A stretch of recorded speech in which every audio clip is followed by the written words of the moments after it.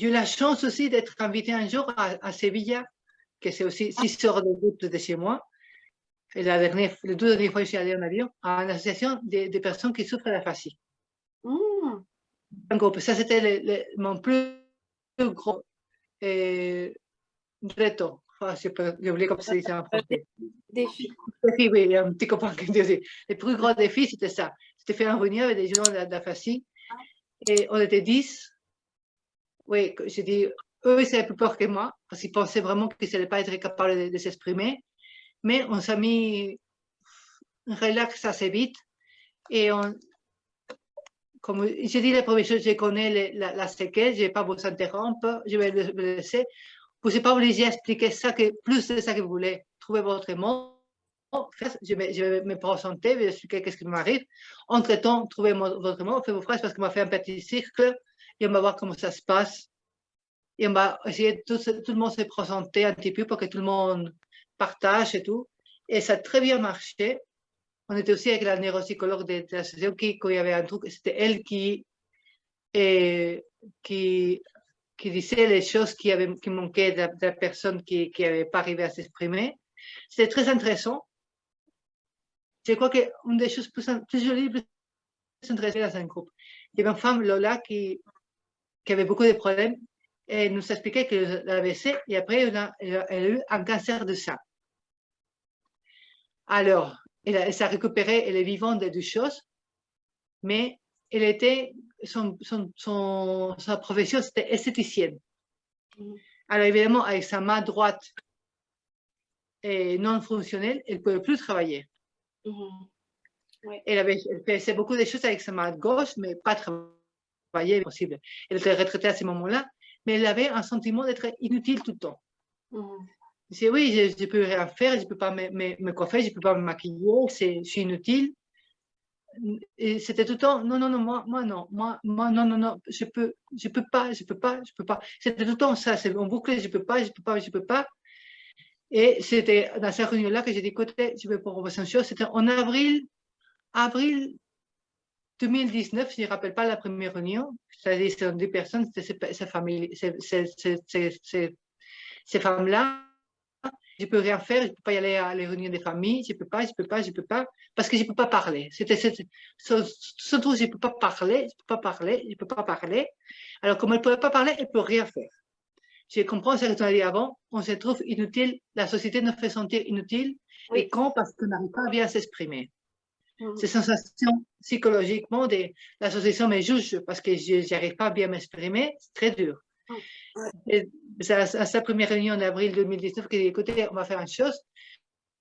On est tous capables de faire quelque chose pour les autres. Alors, je vous propose de vous trouver un volontariat à faire. Il y a des choses qui ne sont pas nécessaires de parler. Par exemple, tu peux aider dans un comedor social, un truc à manger social, ou un banc d'aliments où il faut mettre sur cette étagère, séparer les pâtes, des légumes, des ci, des ça, sur une étagère. Ça, on peut le faire. Tu n'arrives pas bien à bouger, tu peux le faire. Tu n'as pas besoin de parler pour ça. Écouter ce qu'ils te disent et suivre les instructions. Il y a moyen toujours d'aider. Et je sais, Lola, tu qui connais les gens à travers l'association de cancer de sein aussi, je crois que tu pourrais faire des choses. Essayer de demander, même si c'est accompagner une femme qui vient de souffrir un cancer ou qui a des sessions de chimio, qui se trouve mal psychologiquement, pour qu'elle voit qu'il y a moyen de s'en sortir. Et j'ai semé ces petits semences en avril 2019. En octobre 2019, je suis à nouveau allée à l'association. Et à la neuropsychologue, je dis, tiens, dans la réunion, tu demandes à Lola qu'est-ce qu'il fait. Alors, on fait la réunion, on était plus ou moins les mêmes qu'en avril. Et je vois Lola en face de moi. Je dis, tiens, Lola, ils m'ont demandé de te demander qu'est-ce que tu fais. C'est ta faute. Ta faute. C'est ma faute. J'ai fait quoi? Ta faute. Et les marines disent, non, Lola, explique. Alors, elle explique que maintenant, elle fait le volontariat de l'association des femmes avec des cancers, qui sont souffrant de cancer. Elle les explique comment c'est dessiner les cils. Comme elle était esthéticienne, elle sait comment se maquiller mieux, comment dessiner les cils avec le maquillage. Elle n'arrive pas à le faire avec sa main droite, mais elle arrive à plus ou moins à comment l'expliquer. Alors, elle se trouve maintenant super heureuse parce qu'elle se trouve au niveau utile. Oui, c'est ça. même avec ses problèmes de fatigue qu'elle a encore, mais elle arrive à aider les autres et ça fait une utilité. Alors, pour moi, c'est la chose la plus jolie que j'ai jamais eue dans tous les groupes d'aide mutuelle. C'était vraiment ça. C'était l'exemple de là. Quelqu'un qui voyait que les maris qu'on a sortis les premières réunions d'avril, il me disait, tiens, merci, il faisait 4 ans que je n'écoutais pas ma femme parler au public. Elle ne veut pas y aller à les anniversaires, ni les mariages, ni les communions de la famille parce qu'elle est tellement peur parce qu'elle ne parlait pas bien qu'elle se nie à parler en public. Et avec ton groupe, elle arrivait à parler, elle voit que les gens le comprennent, qu'elle voit que les gens l'écoutent. Et je sais si ça va aider ou pas. Et ça a aidé parce que j'ai prouvé ça en octobre. Maintenant, elle fait les volontariats. Et c'est elle qui explique à les femmes avec cancer comment dessiner ses sourcils, comment il doit mesurer, comment il doit faire, quelle couleur choisir selon sa tone de peau. Alors là, ça veut dire qu'elle s'exprime avec des autres femmes. Et c'est vraiment un des plus jolis que j'ai fait après mon AVC. Ah, bravo. Un élastique comme ça, c'est un câble. Je ne sais pas si ça pourrait servir à Lola. Regarde. Ah, c'est pour t'attacher les cheveux? Oui. Je ne sais pas si elle peut s'attacher les cheveux aussi. Oh. Et là.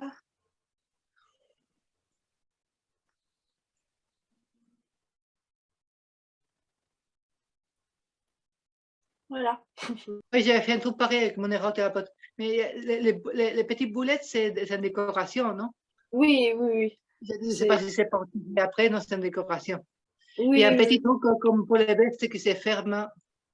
Oui, j'ai fait. Mais chez moi, par exemple, c'est trop fin et ça tombe. Ah. Mais ça tombe. Mais parfois, je fais des pinces. Je mets un pince, je tourne et je clique avec une pince. Pour moi, c'est plus simple. Exprimer ça avec une canotte de YouTube, c'est très bien parce que ça donne à connaître notre sentiment, tout ça qu'on a, je ne veux pas dire souffert parce que j'aime bien être positif, tout ça on a vécu. Oui, c'est ça, la parole sera vécu, pas souffert. Oui, on a souffert aussi, on souffre tous, mais on a vécu aussi. Et je trouve que c'est le truc qu'on peut choisir. Après ça, c'est on revêt, on recycle. Bon. Oui. Et je préfère rester avec les bons. Je suis encore vivante, j'ai l'option d'aider des autres gens avec mes groupes, de faire des petites choses, et pourquoi pas. C'est une vie différente. Oui. Et presque mieux. Maintenant, je pense, avec la pandémie et tout ça, tous les problèmes qu'il y a eu à les hôtels, les gens qui sont en train de perdre le travail parce qu'on ne peut pas ouvrir les hôtels, le tourisme est touché, l'hôtellerie est touchée. Et tu dis, je ne sais pas si 10 ans après, si je n'aurais pas eu ces problèmes, je serais en train de travailler, je serais au chômage, je serais dans la merde parce que je ne trouvais pas un nouveau boulot. Je ne saurais pas quoi faire avec ma vie, mais non, je sais que ma vie, c'est ça. C'est essayer de divulguer la façon de réassumer un AVC et contacter le plus de gens possible et faire mes groupes d'aide mutuelle de plus en plus et pourquoi pas aider un petit peu la vie des autres personnes qui ont été touchées aussi pour ça. Oui. Tu as une phrase positive pour terminer? Oui, c'est une réponse. Oui, c'est. Il faut comprendre que la réhabilitation, ce n'est pas le but, c'est un processus. Oui. Et autant qu'on est vivant, on est dans ce processus-là et on a la chance d'être dans ce processus-là. Il y a une grosse quantité de gens avec l'AVC qui décèdent les premières heures, les premiers jours. Si on est vivant, on peut encore faire des choses, oui. On ne peut que donner aux autres. Alors, on va profiter, on va essayer de trouver notre nouveau schéma de faire la vie. On est vivant, on va profiter, on va suivre. Et si on peut trouver en plus un schéma qui aide les autres, pourquoi pas? Bien, merci. C'est plein d'opportunités. Oui, oui. Avec les groupes de motards, je connais de plus en plus de gens. Et j'ai une copine d'alcool qui est allée 5 fois à l'hôpital. 5 fois. sa jambe gauche ne bougeait plus, elle traînait la jambe, les bras n'arrivaient pas. Et aucun docteur qui l'a vu les 5 fois, ils ont dit, oui, tu as mal, ils ont donné un médicament pour la tête, parce qu'elle se plaignait mal à la tête, un médicament pour la tête, elle est chez toi. Et non, on ne te trouve rien à la maison. Pendant 5 fois. J'ai connu une autre fille de Madrid, aussi la même chose, a tombé convulsionnée par terre.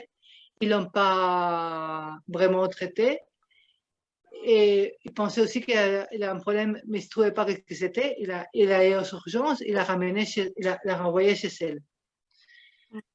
Et il a eu 4 AVC ischémiques et 1 hémorragique. Ce qu'on appelle l'hémorragique et la convulsionnée par terre, ils n'ont pas fait vraiment des preuves. Et je vois que malheureusement, c'est assez.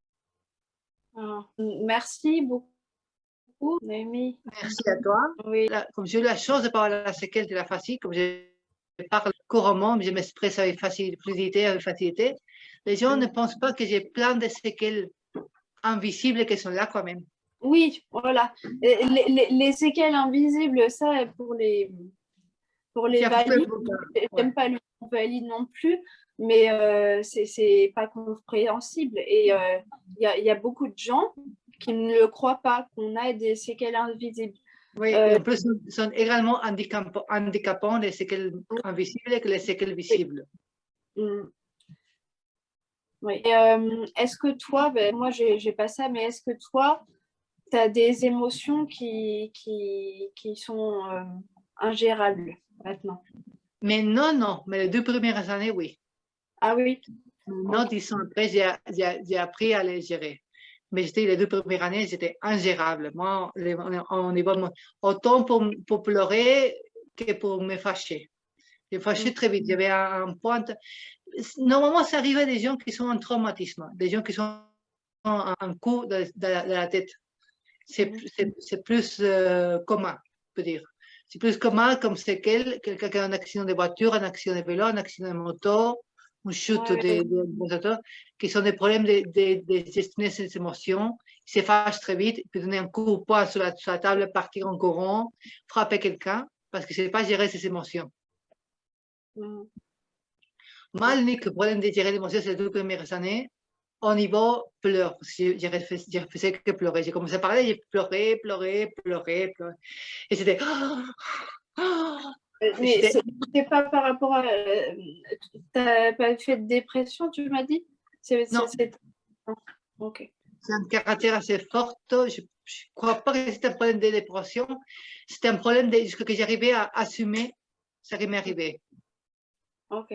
C'est pas nuance, c'est pas nier ce qui m'est arrivé, c'est que je ne comprenais pas, et comme je ne comprenais pas, et j'avais besoin de comprendre, je ne demandais même pas pourquoi moi. C'était en question de, je ne comprends pas gérer mon corps, je ne comprends pas comment je vais continuer à vivre, et j'avais que 34 ans. C'était pour moi ça, c'est ça, de ne pas comprendre comment continuer à vivre, qu'est-ce que je vais faire maintenant. Et après, oui, quand j'ai appris à gérer ces émotions-là, c'était plus sympa. Ça devait être difficile pour toi de pleurer tout le temps comme ça. Oui, de que tu conseillais de parler, même parce que j'étais heureuse, parce que j'avais eu des copains qui sont venus me voir de Belgique à l'hôpital. J'étais tellement heureuse, j'étais tellement content que j'arrivais pas à. J'avais ma voix qui, comme énorme, ma voix qui cassait, et j'ai commencé à pleurer de l'émotion. C'était l'émotion en chair vive. Vraiment, j'ai l'impression que j'étais tout le temps avec le corps de la main en chair vive en train de pleurer parce que tout me touchait. Merci beaucoup, Noémie, de m'avoir dit ton histoire. Et à bientôt. Merci à toi de nous donner l'option de raconter notre histoire. Et merci pour tout. Merci pour ton canal YouTube. Merci pour ça que tu fais et donner divulgation. Merci beaucoup. Enchanté. Au revoir. Bonne soirée. Oui. Au revoir.